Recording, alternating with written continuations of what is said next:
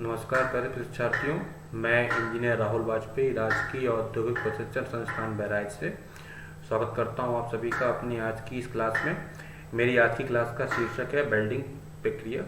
चलिए शुरू करते हैं अपनी आज की इस क्लास को। आज की इस क्लास में हम जिन पॉइंट्स को डिस्कस करेंगे वो इस तालिका में दिए गए हैं।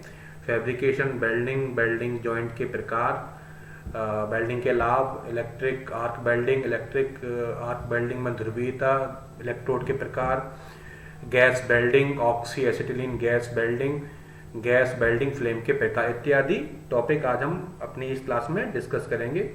तो चलिए स्टार्ट करते हैं। सबसे पहले हम जानेंगे फैब्रिकेशन के बारे में। तो फैब्रिकेशन होता क्या है? दो या दो से अधिक एलिमेंट्स को आपस में जोड़ने की प्रक्रिया कहलाती है फैब्रिकेशन। अब जो फैब्रिकेशन है वो तीन तरह का हो सकता है, टेम्परेरी, परमानेंट और सेमी परमानेंट। ठीक है, तो अब जानते हैं इनके एग्जाम्पल। फैब्रिकेशन के क्या क्या एग्जाम्पल हो सकते हैं कैटेगरी वाइज, टेम्परेरी, परमानेंट और सेमी परमानेंट में। सबसे पहले हम जानेंगे टेम्परेरी का। तो टेम्परेरी में आएगा नट बोल्ट या स्क्रू थ्रेड के थ्रू अगर हम फैब्रिकेशन कर रहे हैं वो आपका टेम्परेरी या अस्थायी कैटेगरी में आएगा। नेक्स्ट है अर्धस्थायी में जो हम फैब्रिकेशन करेंगे वो प्रक्रिया हमारी रिवेट के द्वारा संपादित की जाएगी। थर्ड हमारा है स्थायी, इसमें वेल्डिंग के द्वारा हम फैब्रिकेशन करते हैं। तो आज की हमारी क्लास वेल्डिंग के बारे में तो आप जान गए। वेल्डिंग क्या है? फैब्रिकेशन का एक पार्ट है। ठीक है, और वेल्डिंग जो है परमानेंट या स्थायी फैब्रिकेशन में आता है। ठीक है, तो अब जानते हैं हम वेल्डिंग के बारे में। वेल्डिंग दो धातुओं को स्थायी रूप से जोड़ने की वह क्रिया जिसमें धातुओं के हीट अफेक्टिंग जोन को फ्यूजन टेम्परेचर तक गर्म करके प्रेशर या बिना प्रेशर के जोड़ा जाता है, वेल्डिंग कहलाती है। वेल्डिंग की प्रक्रिया फिलर मेटल के साथ या बिना फिलर मेटल के संपन्न की जाती है। ये डायग्राम आपको दिख रहा होगा। ये डायग्राम में ये इलेक्ट्रोड हो गया, इस इलेक्ट्रोड की कोटिंग हो गई, फ्लक्स कोटिंग, स्लैग, आर्क। ठीक है, ये this is direction of belt, gas sealed, molten metal है। ये सारे टॉपिक हम जो है आगे कवर करेंगे। आइए जानते हैं वेल्डिंग जॉइंट्स के प्रकार के बारे में कि वेल्डिंग जॉइंट्स कितने तरह का होता है। सबसे पहला आता है लैप जॉइंट। लैप जॉइंट में क्या होगा? एक वर्क पीस दूसरे वर्क पीस के ऊपर, ठीक है, ये देख रहे होंगे आप, गोद में आ जाता है। ठीक है, तो देखिए ये लैप जॉइंट होता है। ठीक है, मतलब दो वर्क पीस जो है एक दूसरे के ऊपर होंगे। तो ये देखिए ये लैप बन रहा है, यहाँ पे हम वेल्डिंग कर देंगे। ये लैप जॉइंट का टाइप हो गया। बट जॉइंट में क्या होंगे? दोनों work piece face to face होंगे एक दूसरे के। ठीक है, एक वर्क पीस ये रहा, दूसरा वर्क पीस ये रहा। इनके देखिए दोनों के फेस एक दूसरे के सामने हैं, यहाँ पर हम इसकी वेल्डिंग कर देंगे। ये बट जॉइंट कहलाएगा। थर्ड एल जॉइंट, नाम से क्लियर है, एल का शेप बनाते हुए एक वर्क पीस आपका खड़ा हुआ है, दूसरा आपका लेटा हुआ है और एल शेप बना रहा है। नेक्स्ट आपका टी जॉइंट है, टी के शेप में। और लास्ट आपका है कॉर्नर जॉइंट। ये आपका कॉर्नर जॉइंट का एग्जांपल हो गया। नेक्स्ट हम जानेंगे वेल्डिंग के लाभ के बारे में। वेल्डिंग में बना जॉइंट कोर धातु की तरह ही मजबूत होता है, बहुत स्ट्रॉन्ग होता है। जितने बेल्ट मतलब आप वेल्डिंग के थ्रू जो आप जॉइंट प्रोड्यूस करेंगे तो बिल्कुल जो उसकी कोर मेटल है उसकी तरह वो स्ट्रेंथ प्रोवाइड करेगा। नेक्स्ट है वेल्डिंग में बना जॉइंट स्थायी होता है। यह प्रक्रिया कम खर्चीली होती है। वेल्डिंग के उपकरण पोर्टेबल होते हैं, मतलब एक जगह से दूसरी जगह आप ले जा सकते हैं। नेक्स्ट हम बात करेंगे इलेक्ट्रिक आर्क वेल्डिंग के बारे में। यह फ्यूजन वेल्डिंग की एक विधि है जिसमें धातुओं को जोड़ने के लिए आवश्यक ऊष्मा कारखंड और इलेक्ट्रोड के मध्य इलेक्ट्रिक आर्क द्वारा प्रोवाइड कराई जाती है। इलेक्ट्रिक आर्क तब उत्पन्न होती है जब दो कंडक्टर एक दूसरे को स्पर्श करते हैं, फिर 2 से 4 मिलीमीटर के एक छोटे से अंतर से अलग हो जाते हैं। इस तरह विद्युत धारा का हवा के माध्यम से प्रवाह शुरू हो जाता है। विद्युत आर्क द्वारा उत्पादित तापमान लगभग 4000 डिग्री सेंटीग्रेड से 6000 डिग्री सेंटीग्रेड के मध्य होता है। ठीक है, इसमें मैंने बात की दो कंडक्टर, मतलब आपका एक कंडक्टर आपका होगा इलेक्ट्रोड और दूसरा कंडक्टर आपका हो जाएगा वर्क पीस। ठीक है, इस तरह जब दो कंडक्टर एक दूसरे को टच करते हैं और फिर छोटे से गैप से अलग हो जाते हैं, ठीक है। इससे क्या होगा, उनके बीच में जो है एक आपका मीडियम बन जाता है, उस मीडियम के थ्रू क्या होता है, इलेक्ट्रिक करंट का फ्लो होने लगता है, ठीक है। नेक्स्ट जानेंगे, ये हमने डायग्राम बनाया हुआ है। देखिए ये दो वर्क पीस हैं, ये सपोर्ट के माध्यम से टेबल पर रखे हुए हैं, ठीक है। ये आपका इलेक्ट्रोड होल्डर है जिसने इलेक्ट्रोड को होल्ड कर रखा है, ये कोटिंग हो रखी है, ठीक है। और ये आपके इंसुलेटेड केबल हैं जो कि आपकी मशीन, जनरेटर मशीन तक गई होंगी, डीसी एसी मशीन जो होगी उस तक ये गई होगी। नेक्स्ट, इलेक्ट्रिक आर्क वेल्डिंग में प्रयुक्त उपकरण, मतलब इलेक्ट्रिक आर्क वेल्डिंग में हम कौन कौन से उपकरण यूज करते हैं। तो सबसे पहले आएगा एसी या DC machine, electrode, electrode holder, cable, cable मतलब वायर है ना, केबल कनेक्टर, केबल लग, chipping hammer, earthing clamp, wire brush, helmet, आंखों का चश्मा, आंखों के दस्ताने, एप्रन, ये सारे थे आर्क, इलेक्ट्रिक आर्क वेल्डिंग में प्रयुक्त होने वाले उपकरण। नेक्स्ट हम बात करेंगे इलेक्ट्रिक आर्क वेल्डिंग में ध्रुवीयता, मतलब पोलैरिटी, ठीक है।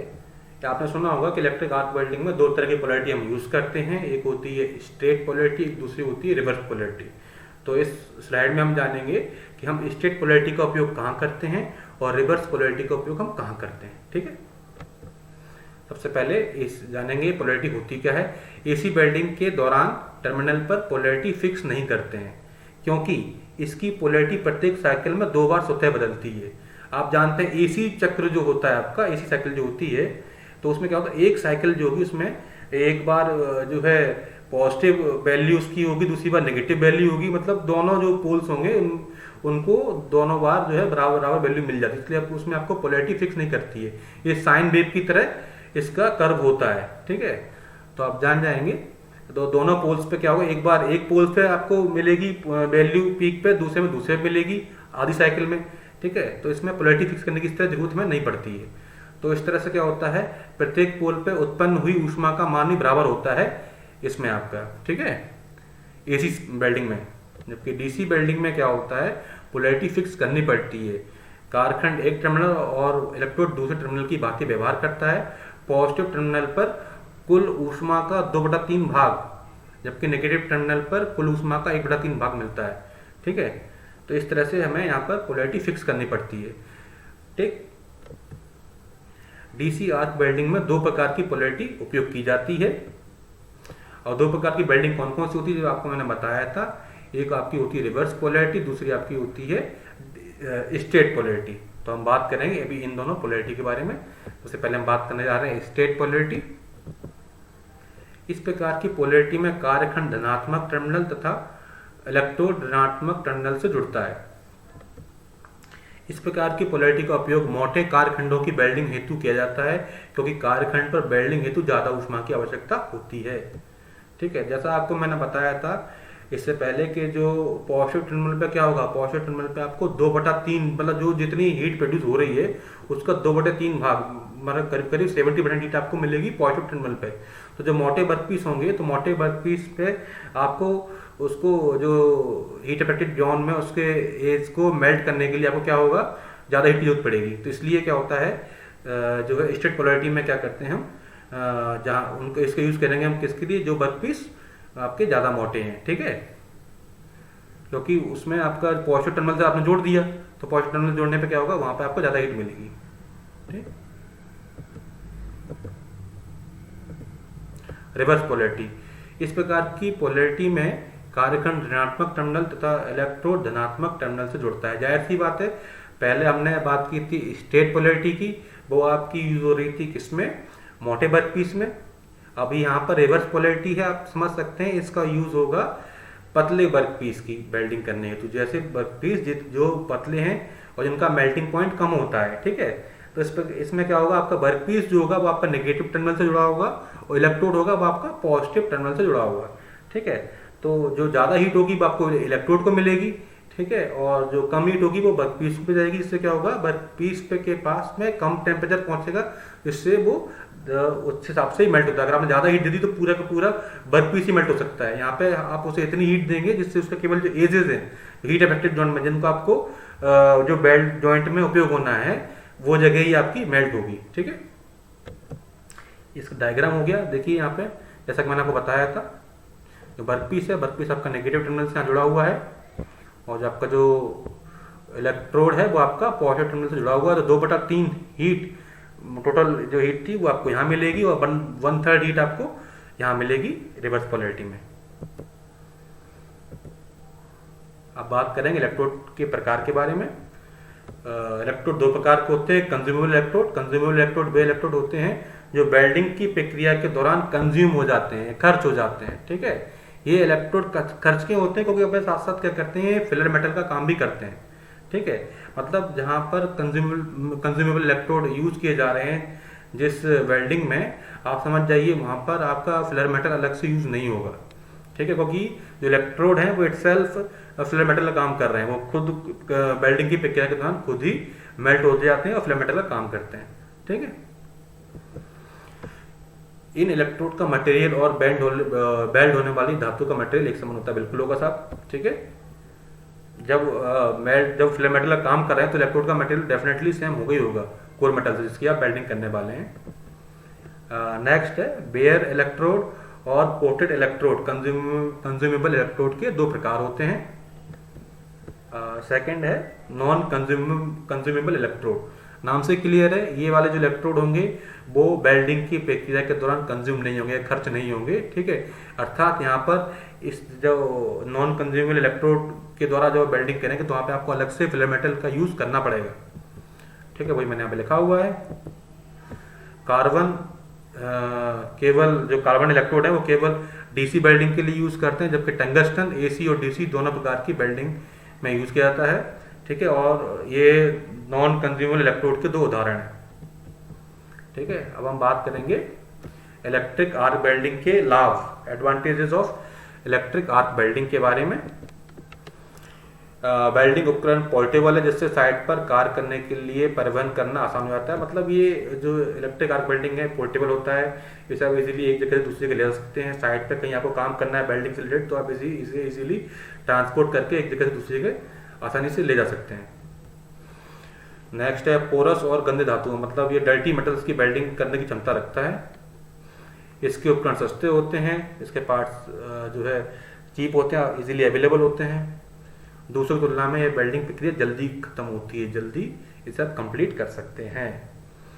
ये मजबूत जॉइंट प्रोवाइड करता है।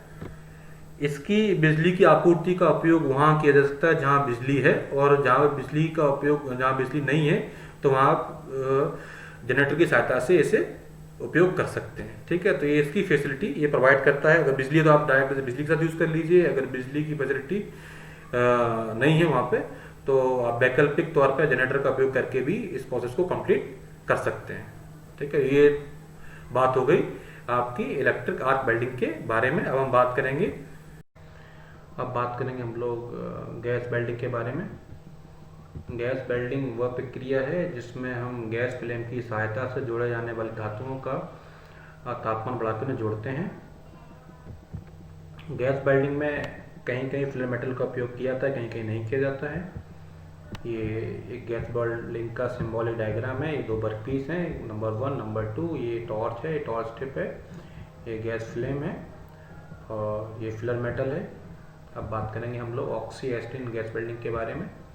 ऑक्सी एस्टिन गैस वेल्डिंग वह प्रक्रिया है वेल्डिंग की जिसमें हम एक हाई टेम्परेचर फ्लेम के थ्रू वेल्डिंग प्रक्रिया संपादित करते हैं। इसके लिए हम लोग ऑक्सीजन और एस्टिलीन गैस का मिश्रण यूज़ करते हैं। ठीक है, इस वेल्डिंग में लगभग 3200 डिग्री सेंटीग्रेड तक का तापमान हमें प्राप्त होता है।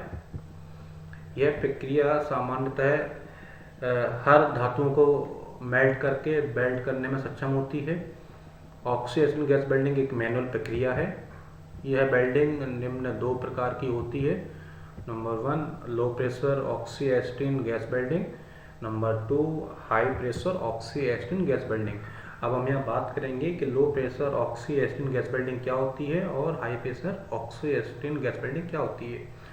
Low pressure oxy acetylene gas welding वह प्रक्रिया है जिसमें हमें जहाँ पर वेल्डिंग करनी है वहाँ पर हम केवल ऑक्सीजन का सिलेंडर लेके जाते हैं और एसिटिन गैस का हम सिलेंडर लेके नहीं जाएंगे। एसिटिन गैस को हम वहीं प्रोड्यूस करेंगे। इसके लिए हम कैल्शियम कार्बाइड जो होगा उसका H2 के साथ रिएक्शन कराएंगे और एसिटिन गैस प्राप्त करते हैं। ठीक है। और जो आपकी high pressure oxy acetylene gas welding प्रक्रिया है इसमें हम लोग जो है ऑक्सीजन के सिलेंडर के साथ साथ एसिटिन का सिलेंडर भी हम लोग जो है साथ लेकर चलते हैं, क्योंकि टाइम सेविंग प्रक्रिया होती है। अगर आप इंडस्ट्री में हैं तो अगर आप वहाँ पर आपका टाइम किल होगा। अगर आप एसिटिन गैस को प्रोड्यूस करेंगे तो प्रोड्यूस करने में आपका टाइम जो कंज्यूम होगा, उस टाइम को सेव करने के लिए हम करते हैं पहले से ही ये ऑक्सीजन सिलेंडर के साथ साथ हम लोग एसिटिलीन गैस का सिलेंडर भी साथ लेकर चलते हैं। अब यहाँ पर एक क्वेश्चन कई बार एग्जाम में आया है। क्वेश्चन वो ये है कि कलर पूछते हैं सिलेंडर से, जो सिलेंडर्स जो आपने यूज़ किए हैं ऑक्सी एसिटिन गैस वेल्डिंग में, उन सिलेंडर्स का कलर पूछा जाता है। तो आपको ध्यान रखना है जो ऑक्सीजन का जो सिलेंडर होता है उसका कलर होता है ब्लैक, और जो आपका एसिटिलीन गैस जो होती है उसके सिलेंडर का कलर होता है मैरून। ठीक है, तो ये आपको याद रखना है। ये क्वेश्चन ITI के एग्जाम में कई बार पूछा गया है। इवन ये क्वेश्चन इंजीनियरिंग के जो स्टूडेंट्स होते हैं उनके इंटरव्यू में भी पूछा जाता है, मैकेनिकल इंजीनियरिंग के जो स्टूडेंट्स होते हैं उनके। नेक्स्ट हम बात करेंगे अब वेल्डिंग प्रोसेस किस तरह से हम लोग ऑक्सीजन गैस वेल्डिंग में संपादित करते हैं। उसके लिए सबसे पहला स्टेप होगा हमारा कि वो वर्क पीस हम लेंगे जिनकी हमें वेल्डिंग करनी है। उन वर्क पीस को हम प्रॉपर प्लेस में रखेंगे। प्रॉपर प्लेस में मतलब है वेल्डिंग जॉइंट के अकॉर्डिंग, मतलब हमें किस टाइप का जॉइंट प्रोड्यूस करना है। वहाँ पे L जॉइंट देना है, T जॉइंट देना है, लैप या बट, जो भी आपका जॉइंट का प्रकार है उसके अकॉर्डिंग हम क्या करेंगे, वर्क पीस को प्रॉपर प्लेस कर देंगे। उसके बाद हम एसिटिलीन कंट्रोल वाल्व को धीरे धीरे ओपन करेंगे। उससे क्या होगा, एसिटिलीन गैस बाहर निकलना स्टार्ट हो जाएगी। आफ्टर डैट आप स्पार्क लाइटर की सहायता से गैस को जलाएंगे और एसिटिलीन गैस के जलने से पीला कलर का धुआं निकलेगा। ठीक है, उसके बाद आप ऑक्सीजन कंट्रोल वाल्व को ओपन करेंगे। ठीक है, और ऑक्सीजन की आप मात्रा तब तक बढ़ाएंगे जब तक कि आपको डिजायर्ड फ्लेम नहीं मिल जाए। ठीक है, डिजायर्ड फ्लेम मिलने का क्या करेंगे, आप उस फ्लेम को जहाँ पे आपको वेल्डिंग करनी है उस बेल्ट जॉइंट के पास उसे फोकस करेंगे। तत्पश्चात साथ में आप फ्लस्क और फ्लर मेटल का भी उपयोग करेंगे। ठीक है, तो फ्लस्क की उष्मा से वर्क पीस और आपका जो फ्लस्क है दोनों हम मेल्ट होंगे।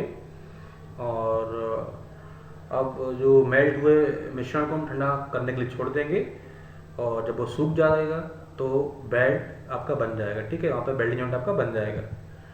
और उसका क्या करेंगे हम, जो स्लैग बनेगा साथ साथ यहाँ पे स्लैग को हम क्या करेंगे, चिपिंग हैमर की सहायता से हम उसे हटा देंगे। ठीक है, तो ये ऑक्सी एसिटिलीन गैस वेल्डिंग की पूरी प्रोसेस का मैंने यहाँ फ्लो चार्ट बनाया है, इसको आप नोट कर लीजिएगा। सारे स्टेप इसमें समाहित मैंने कर दिए हैं। नेक्स्ट हम बात करेंगे फ्लक्स के बारे में। फ्लक्स क्या होता है, फ्लक्स एक ऐसा पदार्थ है जिसका उपयोग ऑक्साइड और अन्य अवांछित दूषित पदार्थों के निर्माण को रोकने के लिए या उन्हें भंग करने हटाने के लिए किया जाता है। वेल्डिंग प्रक्रिया के दौरान फ्लक्स पिघलकर एक तरल स्लैग बनाता है और पिघले हुए वेल्ड धातु की रक्षा करता है। ठंडा होने पर अर्थात जब वेल्ड जॉइंट आपका तैयार हो जाए तब चिपिंग हैमर या बायर ब्रश से इसे हटा देना चाहिए। मतलब आपको ये बात ध्यान रखनी है कि जो फ्लक्स है, फ्लक्स का काम क्या है कि ये जो वेल्डिंग प्रक्रिया के दौरान मेल्ट हो जाता है, मेल्ट होकर क्या करता है, एक प्रोटेक्टिंग शील्ड बना लेता है। ठीक है, तो क्या है, जो आपकी जो वेल्ड मेटल थी जो मेल्ट हुई है उसको क्या करेगा, एनवायरनमेंट से प्रोटेक्ट करेगा, जिससे क्या होगा, उस मेल्ट हुई मेटल का एनवायरनमेंट के साथ में कोई कनेक्शन नहीं होगा, कोई रिएक्शन नहीं होगी इससे। ठीक है, अदरवाइज अगर फ्लक्स नहीं होता तो क्या होगा, आपकी जो मेटल मेल्ट हुई थी वो सीधे एनवायरनमेंट के संपर्क में आती और ऑक्साइड बन जाते हैं वहाँ पे। ठीक है, तो ये वेल्ड हुई मेटल को एनवायरनमेंट से प्रोटेक्शन करता है, ऑक्साइड नहीं बनने देता है, इसलिए हम लोग फ्लक्स का यूज़ करते हैं। और जब वेल्ड जॉइंट बन जाए उसका क्या करेंगे, आप चिपिंग हैमर या बायर ब्रश की सहायता से उसे हटा देंगे। नेक्स्ट हम बात करेंगे अब जो गैस वेल्डिंग में जो डिफरेंट टाइप्स की फ्लेम यूज होती है उनके बारे में हम जानेंगे यहाँ पे। तो गैस वेल्डिंग प्रक्रिया में सबसे पहले जो है तीन तरह की आपको जानना है, तीन तरह की फ्लेम बनती है। पहली आपकी न्यूट्रल फ्लेम, सेकंड आपकी रिड्यूसिंग या कार्बोनाइजिंग फ्लेम, थर्ड आपकी है ऑक्सीडाइजिंग फ्लेम। अब हम बात करेंगे न्यूट्रल फ्लेम के बारे में कि न्यूट्रल फ्लेम क्या होती है। न्यूट्रल फ्लेम वह फ्लेम होती है ऑक्सीजन गैस बिल्डिंग में जहाँ पर आपका क्या नाम है ऑक्सीजन और एस्टिलीन दोनों का परसेंटेज बराबर होता है, मतलब रेशो में दोनों 1:1 के रेशो में होती हैं। और इस फ्लेम का उपयोग फेरस नॉन फेरस दोनों धातुओं की वेल्डिंग करने के लिए उपयोग किया जाता है, जैसे माइल्ड स्टील, कास्ट आयरन, तांबा, स्टेनलेस स्टील, एल्यूमिनियम इत्यादि की वेल्डिंग करने के लिए आप इसे यूज़ कर सकते हैं। इस फ्लेम का तापमान लगभग 3200 डिग्री सेल्सियस होता है। ये क्वेश्चन कई बार पूछा गया है, मतलब जो आपको 3 टाइप की फ्लेम में होता है, न्यूट्रल, कार्बोनाइजिंग और ऑक्सीडाइजिंग, तीनों का तापमान पूछा जाता है एग्जाम में। नाम से आता है कि भैया न्यूट्रल फ्लेम का तापमान बताइए, न्यूट्रल फ्लेम का तापमान कितना होता है। आपको याद होगा, फट से लिख दोगे 32 डिग्री सेंटीग्रेड, टिक कर दोगे ऑप्शन देख के, ठीक है। बेल्डर इसमें बेल्डिंग में सबसे पहले ऑक्सीडाइजिंग गैस बिल्डिंग में क्या होता है, जो बेल्डर का अभ्यास कराया जाता है कि वो न्यूट्रल फ्लेम को एडजस्ट करना सीख जाए। एक बार न्यूट्रल फ्लेम को एडजस्ट करना सीख गया, फिर ऑक्सीजन की मात्रा को घटाकर या बढ़ाकर वो क्या करेगा, अन्य जो आपकी 2 फ्लेम है उनको सेट करना सीख जाएगा वो। ये सिंबॉलिक डायग्राम है न्यूट्रल फ्लेम का। ये आपकी टॉर्च हो गई, ठीक है। ये आपका इनर कौन है, ये आपका आउटर कौन है, ठीक। नेक्स्ट आपका रिड्यूसिंग या कार्बोनाइजिंग फ्लेम। रिड्यूसिंग या कार्बोनाइजिंग फ्लेम में क्या होता है आपका यहाँ पर ऑक्सीजन का मान न्यूट्रल फ्लेम के कंपेरिजन में कम होगा। मतलब न्यूट्रल फ्लेम में ऑक्सीजन और एस्टिलीन दोनों 1:1 के रेशो में थी, यहाँ पे आपका जो एस्टिलीन गैस है उसका परसेंटेज ज़्यादा होगा, ऑक्सीजन का परसेंटेज कम होगा, ठीक है। इसे एस्टिलीन फेदर के द्वारा पहचाना जा सकता है, जो कि इनर कोन और आउटर कोन के मध्य बनता है। इसका आउटर एनवलप न्यूट्रल फ्लेम से ज़्यादा बड़ा होता है और ज़्यादा चमकीला होता है। इसका तापमान लगभग 2700 डिग्री सेल्सियस 2740 डिग्री सेल्सियस होता है। इसका उपयोग low alloy steel, non ferrous metal आदि की वेल्डिंग हेतु किया जाता है। ये इसका भी सिंबल डायग्राम है। ये टॉर्च हो गया, इसका इनर कोन हो गया, ये आउटर एनवलप हो गया। देखिए बीच में, ये देखिए बीच में ये आपका पीले कलर का, आपको देखिए मेरा कर्सर देखिएगा, ये जो है ये एस्टिलीन फेदर बना हुआ है, ठीक है। आपको यहाँ पर एक बात ध्यान रखनी है कि जो आपका जो रिड्यूसिंग फ्लेम होता है उसमें ऑक्सीजन का परसेंटेज कम होगा न्यूट्रल फ्लेम से, और इसका तापमान होगा 2740 डिग्री सेंटीग्रेड, ठीक है। और एक लो मेल्टिंग पॉइंट वाली धातुओं की वेल्डिंग करने के काम आता है। ऑक्सीडाइजिंग फ्लेम, इस प्रकार की फ्लेम को न्यूट्रल फ्लेम में ऑक्सीजन की मात्रा को बढ़ाकर प्राप्त किया जा सकता है। अर्थात इस प्रकार की फ्लेम में जो ऑक्सीजन का परसेंटेज है वो न्यूट्रल फ्लेम से ज़्यादा होगा, यानी हम कह सकते हैं कि यहाँ पर एस्टिलीन की मात्रा जो है वो कम होगी और बाय वॉल्यूम ऑक्सीजन का परसेंटेज यहाँ ज़्यादा होगा। इस प्रकार की फ्लेम न्यूट्रल फ्लेम की तुलना में ज़्यादा शार्प होती है। यह फ्लेम न्यूट्रल फ्लेम से ज़्यादा गर्म होगी क्योंकि ऑक्सीजन की मात्रा बढ़ने से इसका तापमान 3480 डिग्री सेल्सियस हो जाता है, ठीक है। ये आपको ध्यान रखना है, जैसे मैंने आपको बताया था कि यहाँ पर आप बाय वॉल्यूम ऑक्सीजन का परसेंटेज ज़्यादा होगा। ऑक्सीजन परसेंट ज़्यादा तो क्या है, यहाँ पर तापमान बढ़ जाएगा, क्योंकि आप एक बार ध्यान रखिए जैसे जैसे ऑक्सीजन का कहीं पर भी परसेंटेज बढ़ता जाता है वहाँ पर तापमान बढ़ता जाएगा उस जगह का, ठीक है। तो यहाँ पर ऑक्सीजन का परसेंटेज बढ़ गया, ऑक्सीजन का परसेंटेज बढ़ गया फ्लेम में, तो क्या हुआ यहाँ पे जो आपका जो आपका रिजल्टिंग टेम्परेचर था वो भी यहाँ पे बढ़ ही जाएगा, ठीक है। तो यहाँ पर भी आपको ध्यान रखना है कि इस फ्लेम का जो टेम्परेचर है वो है 3480 डिग्री सेल्सियस, और इस फ्लेम का उपयोग हम करते हैं zinc, copper, manganese steel, cast iron इत्यादि की वेल्डिंग हेतु करते हैं। साथ साथ इसका उपयोग कई धातुओं को काटने के लिए भी किया जाता है। ये इसका सिंबॉलिक डायग्राम है, ये इसकी टॉर्च हो गई, इनर कोन, आउटर कोन, ठीक है। और आपको यहाँ पे एक चीज़ ध्यान रखनी है, वो आपको मैं नेक्स्ट टाइम बताऊंगा कि आपके सामने अगर तीनों फ्लेम रख दी जाएं, ठीक है, तो आप कैसे पहचानोगे। जो आपका जिस फ्लेम की लेंथ सबसे ज़्यादा है तो आप समझ जाएंगे कि वो आपकी कार्बोनाइजिंग फ्लेम है, और जो फ्लेम आपकी फोकस्ड होगी, जो छोटी होगी, तो आप जान जाइए वो आपकी ऑक्सीडाइजिंग फ्लेम है, ठीक है। और जो न्यूट्रल फ्लेम होती है वो दोनों के बीच में आएगी। ये देखिए मैंने तीनों फ्लेम के डायग्राम यहाँ दिखाए हैं। ये आपकी न्यूट्रल फ्लेम हो गई। तो जो कार्बोनाइजिंग फ्लेम है उसकी लेंथ आपकी न्यूट्रल फ्लेम से ज़्यादा है, ठीक है। और जो ऑक्सीडाइजिंग फ्लेम है उसकी जो टोटल लेंथ है वो क्या है, आपकी न्यूट्रल फ्लेम से कम है। तो आप यहाँ क्लियरली देख पा रहे हैं जो ऑक्सीडाइजिंग फ्लेम है वो फोकस्ड होती है और शार्प होती है, और जो आपकी कार्बोनाइजिंग फ्लेम है वो उसकी लेंथ न्यूट्रल फ्लेम से ज़्यादा होगी। ये आपका एस्टिन फेदर मैंने आप रेड कलर से दिखाया है, ये आपका ब्राइट इनर कॉन है। तो आप इस तरह से आप इस चित्र की सहायता से तीनों फ्लेम को इजीली आइडेंटिफाई करना सीख चुके हैं हम यहाँ पे। तो ये संदर्भ हैं जो मैंने आज की क्लास के लिए उपयोग किए थे। आप सभी का बहुत बहुत धन्यवाद क्लास का आगे तक बने रहने के लिए। आपका दिन शुभ हो।